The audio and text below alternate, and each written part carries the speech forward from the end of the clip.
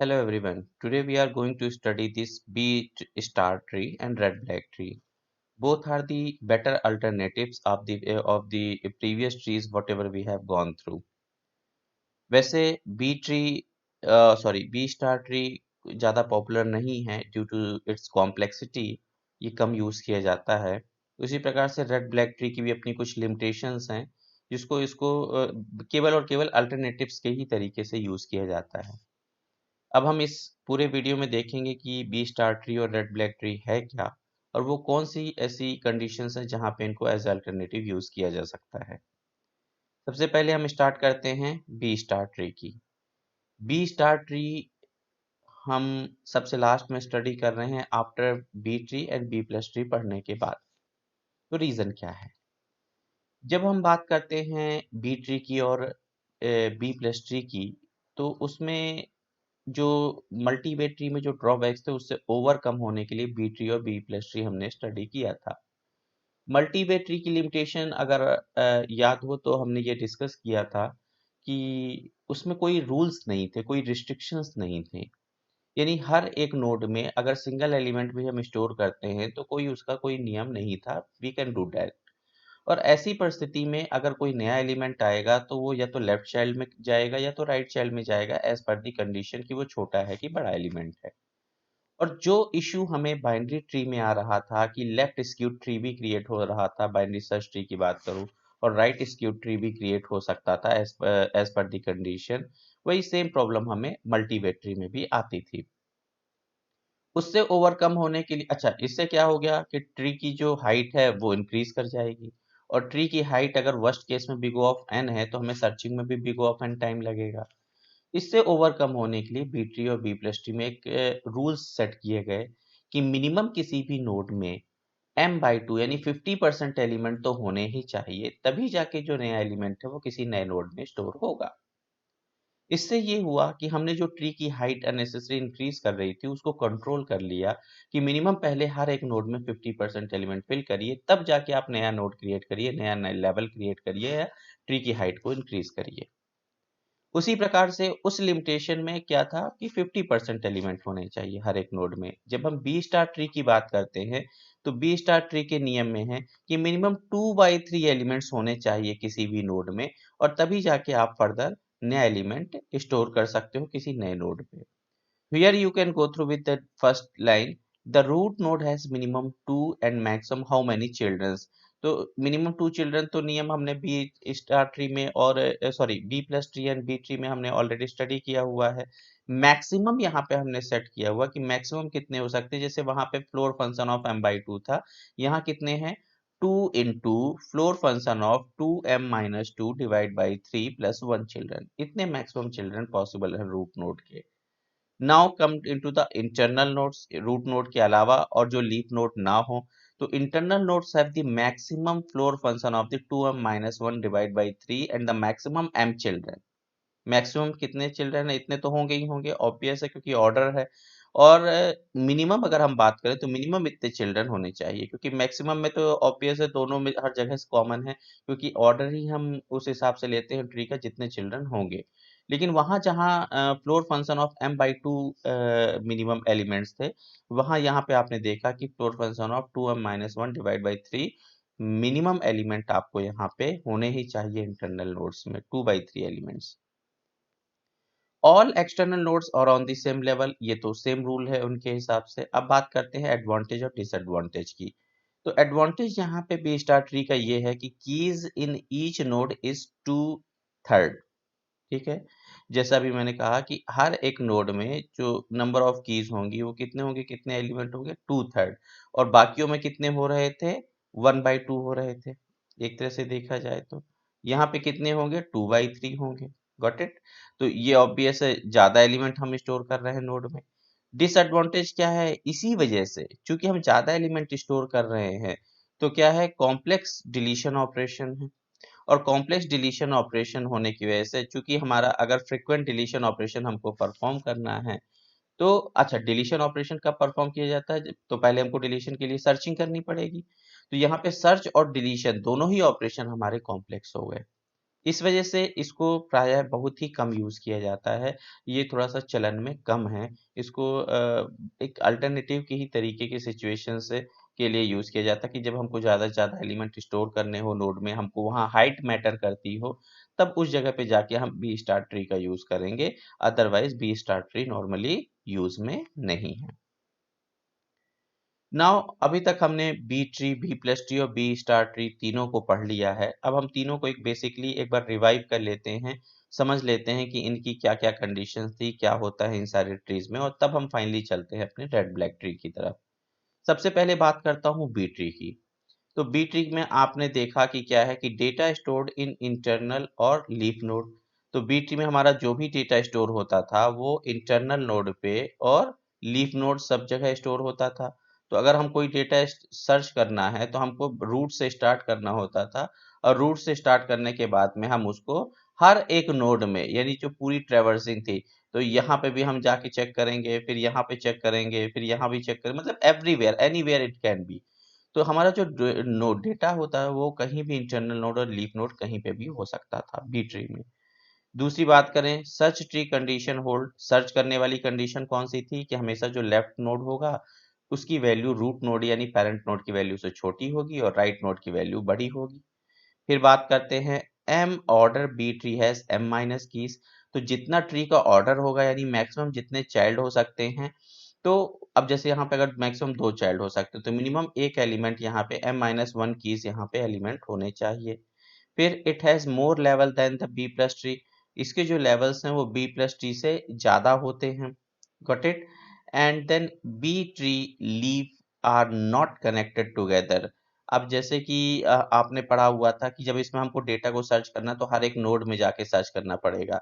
इसकी जो leaf node है यानी जो लास्ट वाले नोड अगर मैं कहूँ कि यहाँ पे भी एक लीफ नोड है ये इसका सपोज दैट, इसके जो लीफ नोड है ये आपस में इंटरकनेक्टेड नहीं होते हैं, जैसा कि बी प्लस टी में मैंने आपको बताया था। दूसरी चीज ये जो ऑपरेशन है ये कहाँ है, इसका यूज कहाँ किया जाता है सेकेंडरी स्टोरेज डिवाइस में जब डेटा स्टोर करते हैं वहां वहां पे हम बी ट्री का यूज करते हैं बेसिकली। अब आते हैं अपन बी प्लस ट्री में। All pointers to data record exist at leaf level.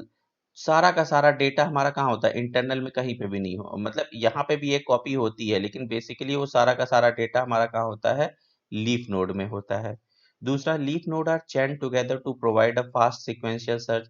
ये सारे के सारे जो लीफ नोड है आपस में इंटरकनेक्टेड होते हैं, तो हमें इंटरकनेक्टेड होने की वजह से अगर कोई डेटा इस नोड में है तो उसके बाद में हम डायरेक्ट अगला डेटा इस नोड में होगा, उसके बाद का डेटा इस नोड में होगा, उसके बाद का डेटा इस नोड में होगा।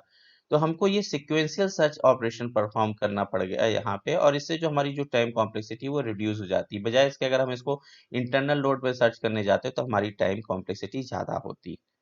Data found at leaf node that's why deletion is easy. अब डिलीशन करना है तो हमको केवल और केवल जब भी डेटा डिलीट करना है तो हमें कहाँ करना होगा, ऑब्वियस है इस लास्ट एक्सटर्नल पे करना होगा, तो ये थोड़ा सा डिलीशन ऑपरेशन भी यहाँ पे इजी है। रिडंडेंसीज ऑफ कीज इसलिए कह सकते हैं क्योंकि जो डेटा यहाँ है स्टोर है लीफ नोड में वही आपके इंटरनल नोड्स में भी स्टोर होता है, तो रिडंडेंसी है, memory wastage you can say that. Then performance secondary storage device, ये भी हमारा जो सेकेंडरी स्टोरेज डिवाइस में ही इसका उपयोग किया जाता है डेटा स्टोर करने के लिए। फिर आते हैं बी स्टार ट्री, अभी जो हमने रिसेंटली पढ़ा कि root has at least two and at most इतने चिल्ड्रन होने चाहिए हर इंटरनल नोड के। अब यहाँ पे आप देख सकते हो कि सीलिंग फंक्शन लगा हुआ है कि नॉन रूट नोड है उसमें at most M and at least इतने तो चिल्ड्रन होने ही चाहिए, two into M minus one divide by three. ये जो नियम है इनको आपको थोड़ा सा इनको ये इक्वेशंस को याद रखना है क्योंकि इनसे रिलेटेड एमसीक्यूज बहुत पूछे जाते हैं। All leaves are the same level, ये ठीक ही था, वैसा ही नियम है। Splitting occurs similar to B tree, चूंकि बी स्टार ट्री हमारा बी ट्री का ही एडवांस फॉर्म है तो स्प्लिटिंग भी उसी तरीके से होती है जैसे बी ट्री में होगी। It can also handle the arbitrary number of insertion, okay, and perform on the secondary storage device. All these things are rest of the things are same as it is। बस ये जो दो नियम है कि minimum 2/3 element हर एक node में store होना चाहिए, ये नियम यहाँ ऐड हो जाता है, मतलब इट मीन्स यहाँ पे नोड्स में थोड़ा सा ज्यादा नंबर ऑफ एलिमेंट स्टोर होते हैं। Now let's come to the red black tree. Red black tree is we can say that alternative to the AVL tree. AVL tree क्या है? हाइट बैलेंस ट्री है। किस लिए यूज किया जाता है? जो बाइनरी सर्च ट्री में ड्रॉबैक्स थे उसको ओवरकम करने के लिए। तो बाइनरी सर्च ट्री का ड्रॉबैक क्या था कि जो हाइट थी ट्री की वो वर्स्ट केस सिनारियो में बिग O ऑफ n थी, और अगर हमको स्ट्रिक्टली उसकी हाइट को big O of log n पे सेट करना है तो ट्री को बैलेंस करके चलना पड़ेगा। और ट्री को अगर बैलेंस करना है तो हमको देखना है कि सेम नंबर ऑफ जो हमारे हाइट है लेफ्ट में है वही सेम हाइट हमारी राइट पे भी होनी चाहिए, राइट सब ट्री में भी होनी चाहिए। उसी को हम हाइट बैलेंस ट्री या एवीएल ट्री कहते हैं। एवीएल ट्री में हमारे पास में बैलेंस फैक्टर होता था, और जब भी हम कोई नया नोड चेक करते थे, इंसर्ट करते थे, तो हमें वो बैलेंस फैक्टर चेक करना पड़ता था कि कहीं बैलेंस फैक्टर चेंज तो नहीं हो गया। बट इट वो बैलेंस फैक्टर -1, 0 या 1 होता था, और ये तीनों ही वैल्यू इंटीजर टाइप की वैल्यू हैं। इट मीन्स हमें एवीएल ट्री में एक एक्स्ट्रा मेमोरी की आवश्यकता थी हर एक नोड में, जो एक एक इंटीजर वैल्यू की साइज को होल्ड करे, एक इंटीजर वैल्यू को होल्ड करे। Got it? एंड उसी का जो अल्टरनेटिव है वो है रेड ब्लैक ट्री। अब मैटर ये आता है कि रेड ब्लैक ट्री अल्टरनेटिव के तरीके से क्यों यूज किया जाता है, क्या इसके बेनिफिट्स हैं। ये सारी चीजें हम लास्ट में डिस्कस करेंगे जब हम रेड ब्लैक ट्री को अच्छे से समझ जाएंगे, और तब हम अपन डिस्कस करेंगे कि एवीएल ट्री और रेड ब्लैक ट्री में आखिर डिफरेंस है क्या। अगर red black tree as alternative use किया जाता है तो डेफिनेटली कोई ना कोई वहां पे डिफरेंसेस तो होंगे। तो उन डिफरेंसेस को हम सबसे लास्ट में स्टडी करेंगे जब हम रेड ब्लैक ट्री को अच्छे से समझ जाएं। स्टार्ट करते हैं। The red black tree is a type of self balancing binary search tree. तो जैसा कि हमारा एवीएल ट्री भी है बैलेंस्ड बाइनरी ट्री है, वैसे ही रेड ब्लैक ट्री भी हमारा self balancing binary search tree है। तो इट मीन्स ये है तो बाइनरी सर्च ट्री ही, लेकिन किस तरीके का बाइनरी सर्च ट्री है? जो सेल्फ बैलेंसिंग हो। Now since it is a balanced tree, it guaranteed insertion search and deletion to be the big O of log n।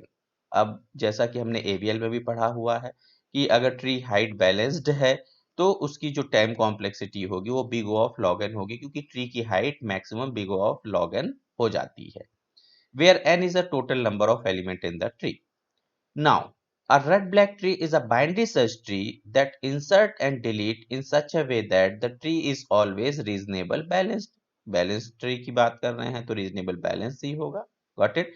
Reasonable balance और strictly balance में difference है। अब यहाँ पे एक चीज मैं बोलना चाहूंगा कि ये आपको यहाँ पे ये reasonable balance word यूज कर रहा है कि, और स्ट्रिक्टली बैलेंस भी एक कीवर्ड है, यानी एवीएल ट्री की अगर मैं बात करूं तो वो strictly balanced binary search tree है, और जब हम रेड ब्लैक ट्री की बात करते हैं तो ये रीजनेबली बैलेंस्ड ट्री है। यहाँ पे अब आपको डिफरेंस समझ में आ गया होगा।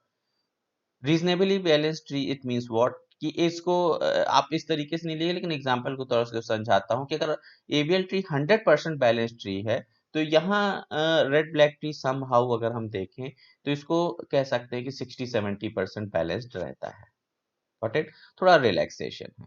तो रिलैक्सेशन होने की वजह से समटाइम्स जब हमको प्रोसेस को सिंपल रखना है तो हमें कहीं ना कहीं रेड ब्लैक ट्री का हम यूज कर सकते हैं एज अल्टरनेटिव में।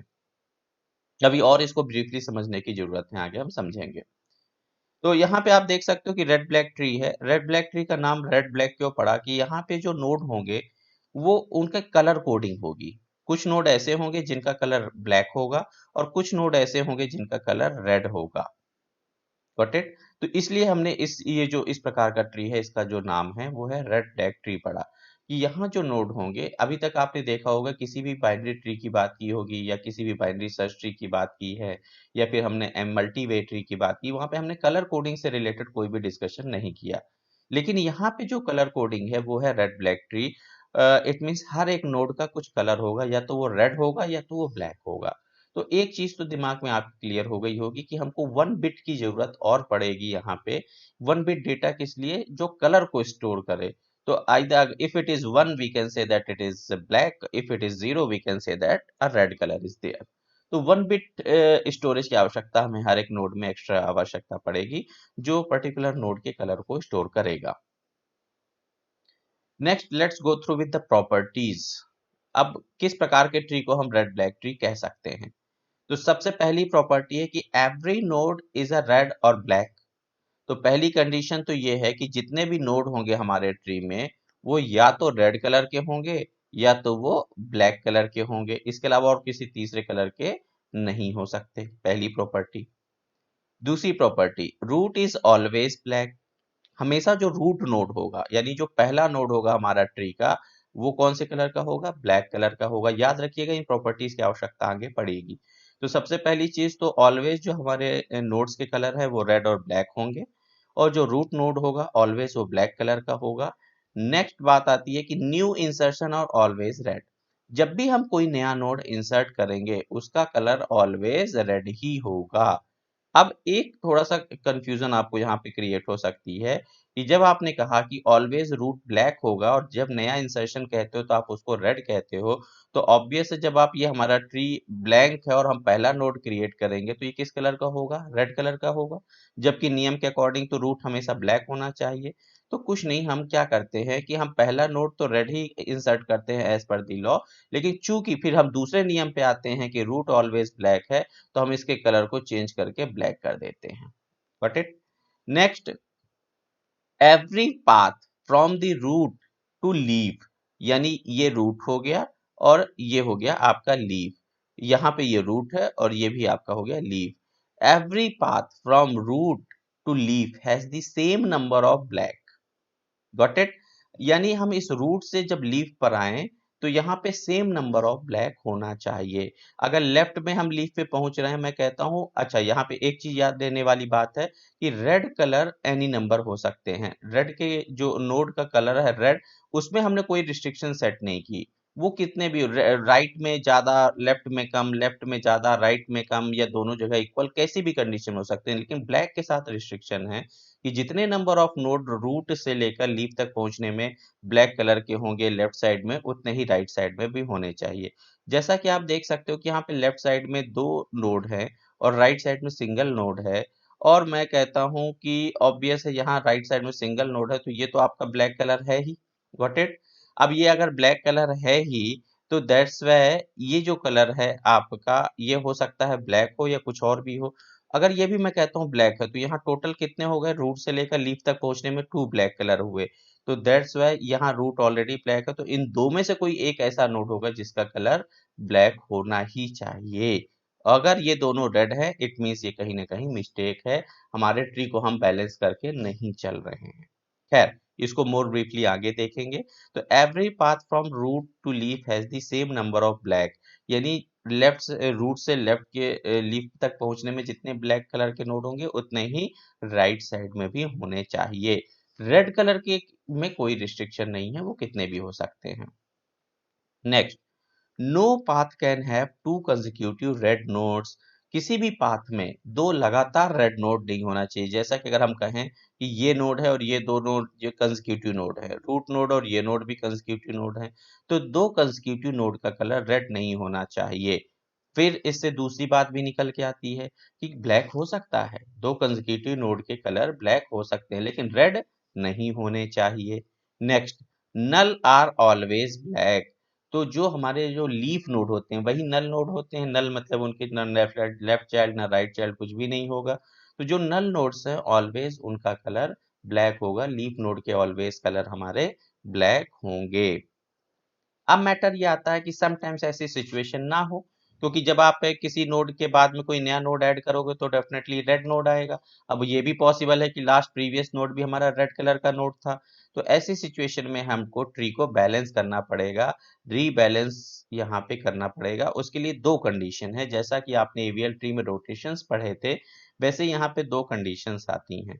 पहली कंडीशन आती है ब्लैक आंट रोटेट। आंट का मतलब क्या है तो मैं पहले तो ये बताना चाहूंगा। सपोज दैट ये हमारा इस तरीके का कोई ट्री है, ठीक है, और ये हमारा ट्री है। अब कोई नया नोड आएगा तो कहाँ इंसर्ट करोगे, डेफिनेटली चेक करोगे बाइनरी सर्च ट्री की कंडीशन हो सकता है उसकी वैल्यू इससे छोटी हो, तो वो कहाँ है कि आकर ऐड हो गया, यहाँ आकर ऐड हो गया लेफ्ट साइड में। इसको हम कह सकते हैं यू। ये एक जो नया नोड ऐड हुआ वो कौन सा हुआ, यू। तो यू का पेरेंट कौन सा है, ये वाला पर्टिकुलर नोड है, इसको हम कहेंगे यू का पेरेंट। इस U के पेरेंट का पेरेंट कौन सा है? ऊपर वाला नोड है, इसको हम कहते हैं ग्रांड पेरेंट। याद रखिएगा, इसको हम क्या कहते हैं? Grand parent. और ग्रांड पेरेंट का जो आंट होती है, अब जो कि हम इस रूट की बात कर रहे हैं, तो इसकी जो आंट होगी वो इससे ये जो वाला नोड कनेक्ट हुआ है इसको कहते हैं आंट कह लीजिए, समटाइम्स आप लिटरेचर में इसको अंकल कहेंगे या कुछ भी समथिंग लाइक दैट। तो इसका जो दूसरा चाइल्ड होता है वो चाइल्ड है ये, इसको हम आंट कहेंगे। यहाँ पे मैं जो वर्ड यूज करूंगा वो आंट यूज करूंगा। Got it? तो ये जो नोड है वो कौन से कलर का है, इस पे डिपेंड करता है कि ये पहला वाला लगेगा अप्लाई होगा कि दूसरा वाला अप्लाई होगा। तो अगर ये ब्लैक कलर का नोड है तो हमको रोटेशन करना पड़ेगा, और अगर ये रेड कलर का नोड है तो हमको कलर फ्लिप करना पड़ेगा। That's it, nothing else. अगर ये ब्लैक कलर का नोड है तो हमें रोटेट करना पड़ेगा, और अगर रेड कलर का है तो हमें कलर को फ्लिप करना पड़ेगा। फाइन। अब आते हैं, बात पहले ब्लैक कलर की कर लेते हैं। अच्छा, समटाइम्स यहाँ कोई नोड ना भी हो, ऐसी भी पॉसिबिलिटी आएगी।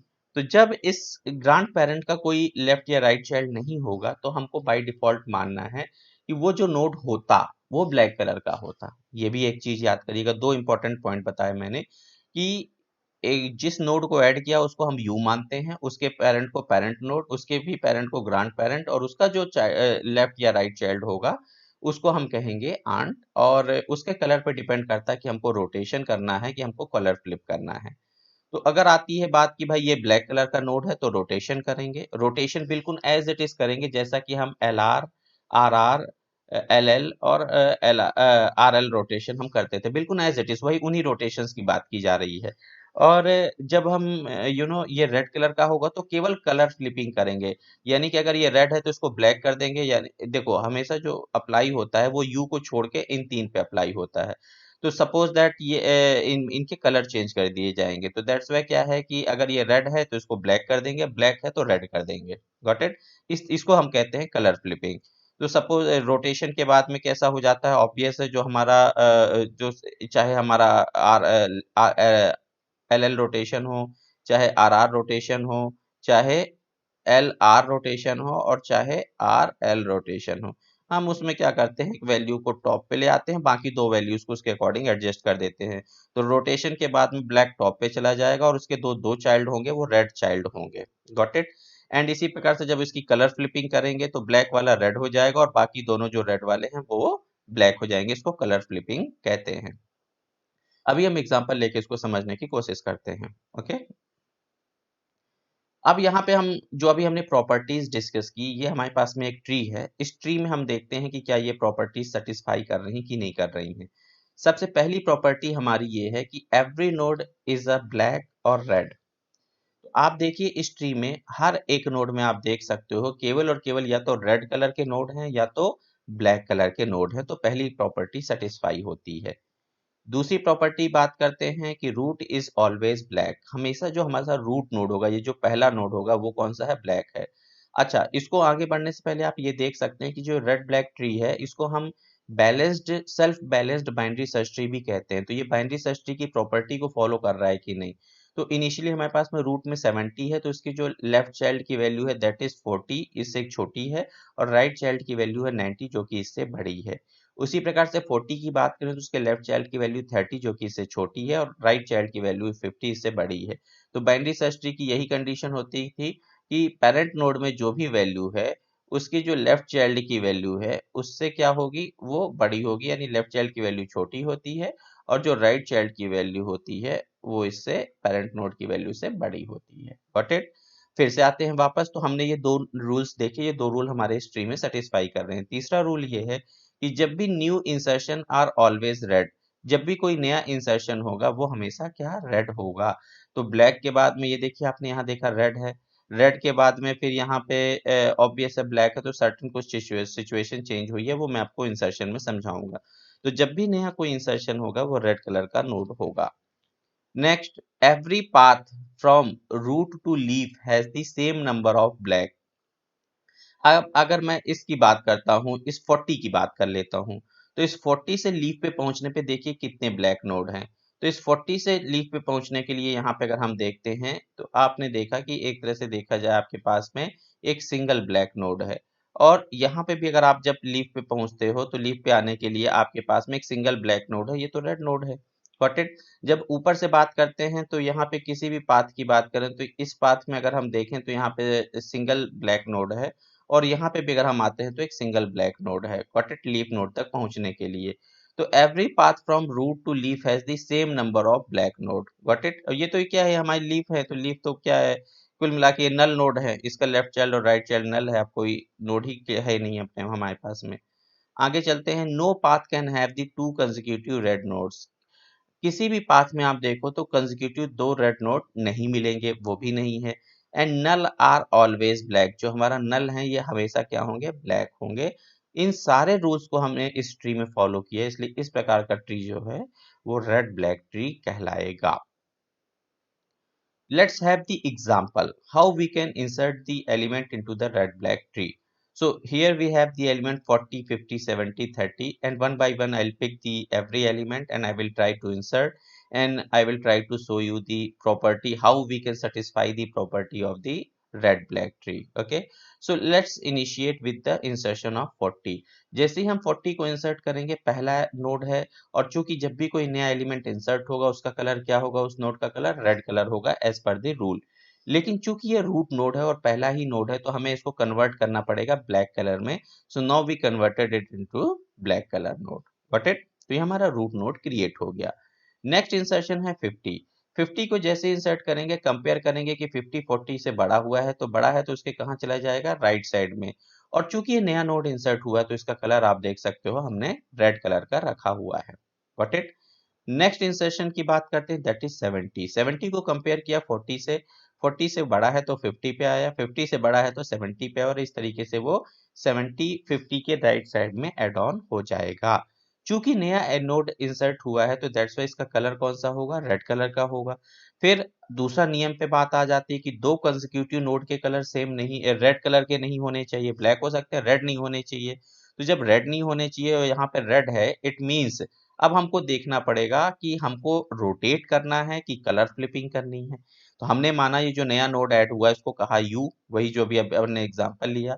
इसके पेरेंट को कहा इसका पेरेंट नोड, देन इसके भी पेरेंट को हमने इसका ग्रैंड पेरेंट कहा। अब ग्रैंड पेरेंट का हम देखते हैं कि जो यहाँ पे लेफ्ट चाइल्ड है वो कौन से कलर का है। तो चूंकि यहाँ कोई लेफ्ट चाइल्ड नहीं है, तो हमने अभी डिस्कस किया कि जब भी कोई लेफ्ट चाइल्ड नहीं होता है तो बाय डिफॉल्ट हम उसको ब्लैक कलर का नोड मानते हैं।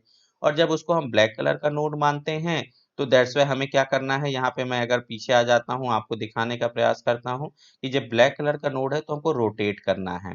तो वापस आते हैं और यहाँ पे हम देखते हैं कि ब्लैक कलर का नोड है, हमको उसको रोटेट करना है।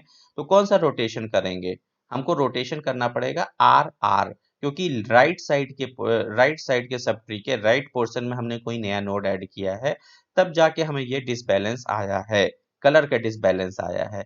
तो हमको R R B rotation, R R तो हो गया राइट साइड के राइट पोर्शन में प्रॉब्लम, और बी इसलिए क्योंकि इसका जो आंट है यहाँ पे वो ब्लैक कलर की है।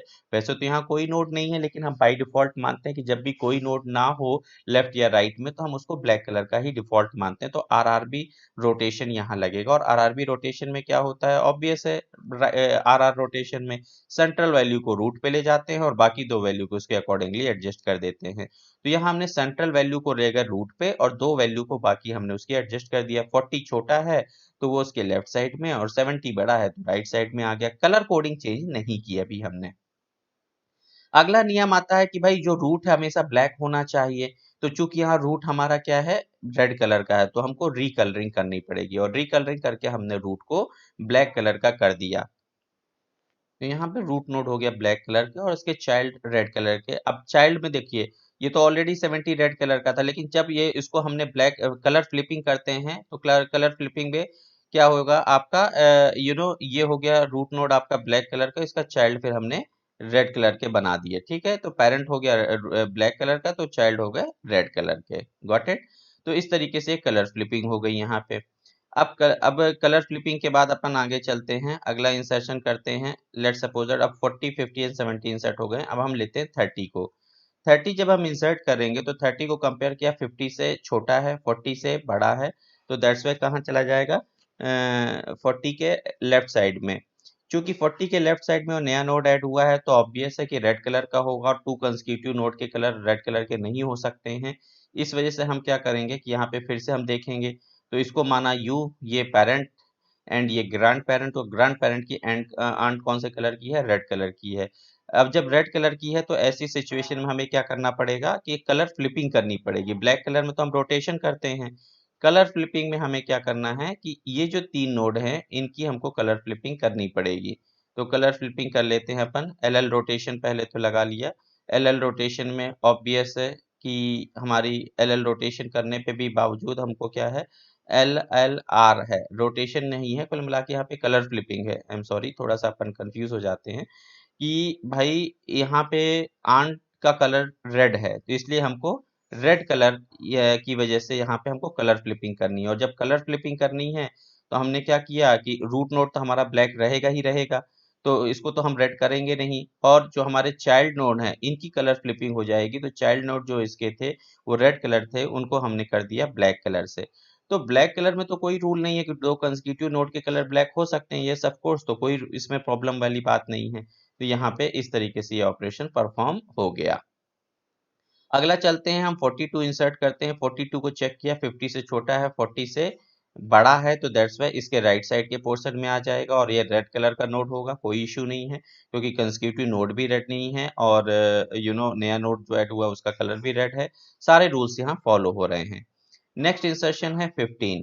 15 को जब हमें इंसर्ट करना है, चेक किया 50 से छोटा है, 40 से छोटा है, 30 से भी छोटा है, तो कहाँ आ जाएगा, इसके लेफ्ट साइड में। लेफ्ट साइड में आ जाएगा तो हमको इसमें वापस दो कंसेक्यूटिव नोड के कलर रेड हो गए तो हमको इसको चेक करना पड़ेगा, भाई इम्बैलेंस हो गया। इम्बैलेंस के लिए हमने देखा कि इसका जो पेरेंट का ग्रांड पेरेंट की जो आंट है वो रेड कलर की है, तो कलर फ्लिपिंग होगी। कलर फ्लिपिंग होगी तो यहाँ पे क्या हो जाएंगे, इन तीन नोड के कलर चेंज हो जाएंगे। तीन नोड के कलर चेंज हो जाएंगे तो ये चूंकि रूट नहीं है तो इसका चेंज हो सकता है, तो ये ब्लैक था तो इसको रेड हो गया, और ये तो रेड थे तो इसका कलर ब्लैक हो गया। अब हमारे सारे रूल्स यहाँ पे फॉलो कर रहे हैं। नेक्स्ट है दी इंसर्शन 20। जब हम 20 को इंसर्ट करते हैं तो 20 इंसर्ट करने पे हमने देखा कि 50 से छोटा है, 40 से भी छोटा है, 30 से भी छोटा है, 15 से भी यहाँ पे। अच्छा, यहाँ पे एक चीज आप देख रहे होगे, जो हमने कहा कि रीजनेबल बैलेंस्ड। अब ये देखिए, ये कंप्लीट बैलेंस्ड एक तरह से देखा नहीं है, क्योंकि यहाँ पे आप देख रहे हो अगर रूट से कंपेयर करोगे तो लेफ्ट साइड में मैक्सिमम हाइट 3 है और राइट साइड में 1 है, तो यहाँ ये 100% बैलेंस नहीं है लेकिन रीजनेबल बैलेंस्ड है। 20 को ऐड करते हैं, 20 को ऐड करेंगे 15 के इधर राइट साइड में आ जाएगा बड़ा होने की वजह से। हमने देखा दो कंस्टिट्यूट नोड के कलर रेड हो गए हैं, इट मींस इम्बैलेंस हो गया है। इम्बैलेंस को करने के लिए वापस हम जाते हैं यहाँ पे, तो चूंकि ये ग्रैंड पेरेंट है, ग्रैंड पेरेंट के राइट साइड का नोड देखा कुछ भी नहीं है, इसको हम क्या मानेंगे, ब्लैक। ब्लैक है, इट मींस रोटेशन करना पड़ेगा, रोटेशन लगेगा एलआर रोटेशन। एलआर रोटेशन में रूट वैल्यू टॉप पे चली जाती है। ऐसा करने पे आप देख सकते हो कि 20 यहाँ चला गया और 15 इसका छोटा होने की वजह से लेफ्ट साइड में और 30 बड़े होने की वजह से राइट साइड में आ गया। लेकिन वंस अगेन यहाँ पे आप देख रहे हो कि तीन कंसेक्यूटिव नोड ऐसे हैं जिनका कलर रेड है। इनके कलर के रेड होने की वजह से वंस अगेन क्या होगा कि हमें इसमें कौन सा लगाना पड़ेगा, कलर फ्लिपिंग लगानी पड़ेगी। कलर फ्लिपिंग हम लगाएंगे तो ऑब्वियस इस 20 को हम क्या कर सकते हैं, ब्लैक कर सकते हैं, और चूंकि इसको हमने ब्लैक कर दिया तो इसके दोनों चाइल्ड हमने रेड पे सेट कर दिए। तो इस तरीके से ये सारे के सारे इंसर्शन ऑपरेशन परफॉर्म होते हैं। तो आपने देखा कि ये सेल्फ बैलेंसिंग जो हाइट बैलेंस ट्री है, बिकॉज जैसे ही कलर चेंज होता है अपने आप ये बैलेंस को सेट कर देता है। ओके, एंड जब वहां पे हम बात करें एवीएल ट्री की, तो वहां पे हमको एवरी टाइम बैलेंस चेक करना पड़ता था, वो सेल्फ से बैलेंस नहीं होता था, वहां हमको चेकिंग करनी पड़ती थी दोनों डेप्थ में जाके कि maximum height of right sub tree, left sub tree minus maximum height of right sub tree. It means हमको पहले जाके हाइट चेक करना, डेप्थ में तक जाना, और फिर हाइट चेक करने के बाद में उनको आपस में माइनस करना, और फिर हमको चेक करना कि बैलेंस है कि नहीं है। वहां सेल्फ बैलेंसिंग का कॉन्सेप्ट एज सच नहीं था। So here let's come through with the complexity. So space complexity, जितने एलिमेंट है उतने स्टोर होंगे, तो स्पेस कॉम्प्लेक्सिटी दोनों ही केस में बिग ऑफ एन है। अब इन तीनों ऑपरेशन की बात करें तो इन तीनों ऑपरेशन की जो हमारी टाइम कॉम्प्लेक्सिटी है, चूंकि बैलेंस ट्री है तो ये सारे ऑपरेशन हमारे इसकी time complexity big of log n ही होगी, क्योंकि हाइट बैलेंस ट्री है तो डेफिनेटली टाइम कॉम्प्लेक्सिटी एन से कम होगी, और एन से कम होगी इट मीन्स लॉग एन होगी। लेट्स हैव दी डिफरेंसेस जो हमने बात की थी कि भाई रेड ब्लैक ट्री और एवियल ट्री में अब डिफरेंस हुआ क्या। तो एक हमने वैसे कई सारे बेसिक डिफरेंस डिस्कस करते आए हैं और फिर से यहाँ पे देख लेते हैं कि एक एक करके। AVL tree provide the faster lookup than the red black tree because they have more strictly balance. तो जितना ज्यादा बैलेंस है उतनी हाइट कम, तो फास्टर लुकअप है। दूसरा, red black tree provide faster insertion and removal operation. Okay, and जो अच्छा क्या है, जितना कॉम्पैक्ट कम होती हैं चेंजें उतनी ही ज्यादा fast insertion and removal operation होता है। जितने ज्यादा रूल्स अप्लाई करेंगे उतना ही ज्यादा हमारा जो इंसर्शन और रिमूवल ऑपरेशन है उतना ज्यादा कॉम्प्लेक्स हो जाएगा। ठीक है, then AVL tree as the fewer rotation are done due to the relatively relaxed balancing. वो इसलिए होते हैं क्योंकि कम रोटेशन यूज किया जाता है। Next, AVL tree store the balance factor और हाइट। तो इसके लिए हमको इंटीजर स्टोर करना पड़ता है। इंटीजर की साइज मिनिमम 2 बाइट होगी, 4 बाइट होगी, लेकिन यहाँ पे हम केवल 1 बिट स्टोर करते हैं एक्स्ट्रा, जो कि कलर कोडिंग के लिए यूज की जाती है। ये एक एडवांटेज हो गया रेड ब्लैक ट्री का। दूसरा चीज, the main advantage of red black tree over the AVL tree is that the single top down pass may be use to both insertion deletion. जब हम किसी नोड की हाइट चेक करते हैं AVL tree में, तो हमें एक बार राइट साइड में, लेफ्ट साइड में पूरा डेप्थ तक जाना होता है हाइट चेक करने के लिए। एक बार राइट साइड में जाना होता है पूरा डेप्थ तक हाइट चेक करने के लिए, और तब जाके हमको हाइट पता चलती है और हम माइनस करते हैं। यानी कि हमको 2 टाइम्स डेप्थ तक टॉप डाउन अप्रोच फॉलो करनी होती है, जबकि यहाँ पे आपको ऐसा कुछ करना ही नहीं होता है। रेड ब्लैक ट्री में कोई डेप्थ तक नहीं जाना, आप तो सिंपल है, नया नोड ऐड किया, उसका कलर अगर सेम आ गया, रेड कलर का आ गया, तो हमको चेंजेस परफॉर्म करना चालू कर देना है। Got it? तो ये एक बेटर एडवांटेज था। इसलिए अब जिस जगह पे हमको ऐसी सिचुएशन हो तो हम as a alternative red black tree का यूज कर सकते हैं। So hope you understand the concept of B star tree and red black tree, and if you have any confusion we'll discuss all of them. Thank you.